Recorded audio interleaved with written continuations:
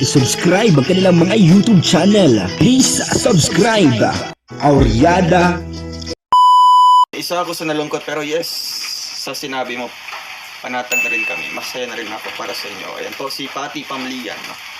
Ayan po, huwag na po kayong malungkot po dyan mga kalingap. Kasi nga po, huwag po natin ipakita kay Rachel na nalulungkot tayo sa nangyari. No? Mas maganda kung papakita natin na matatag pa rin tayo, no?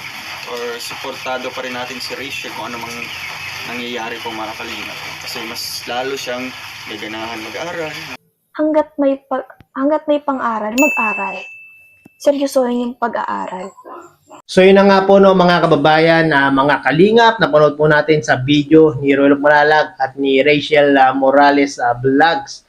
At dahil nga po sa pangyayaring ito na si Kalingap Rab ay nakapagdesisyon na hindi na isama si Rachel Morales sa Kalingap Angels at hindi nakasama sa scholarship ni Kalingap Rab. Marami nga po ang nalungkot, marami ang nanghinayang dahil nga po hindi nakasama si Rachel lalong-lalo na sa scholarship, no?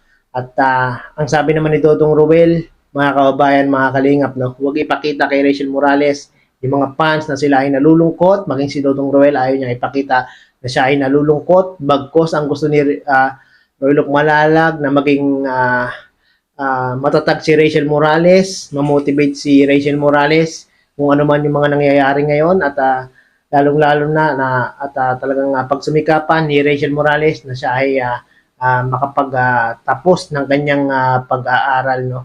At talaga namang nakikita natin kay Rachel Morales ang kasipagan sa kanyang pag-aaral at kahit na siya ay nagbablog, sumasama kay Roel, ay talagang hindi niya pinapabayaan yung kanyang pag-aaral, no? Yun yung maganda kay Rachel Morales, no?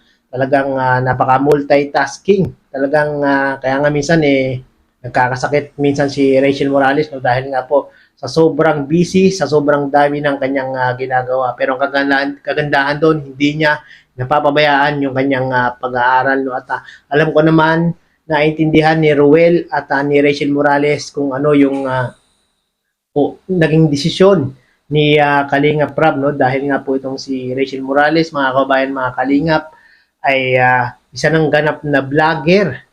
At talaga namang ngayon nga po may papagawang bahay si Rachel Morales kasama ni Daddy Donut, no?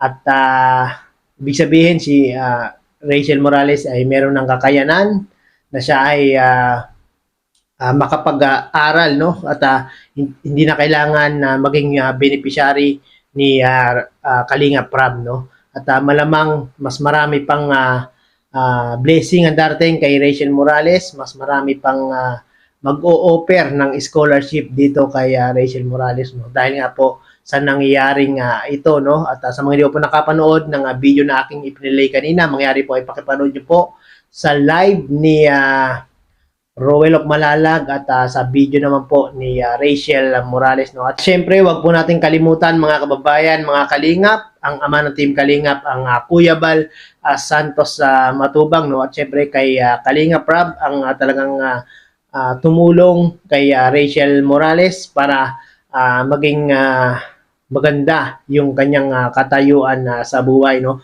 At maraming pong salamat mga kababayan, mga kalingap. Nawa ay patuloy po ang pagsuporta sa Team Kalingap. Bye-bye!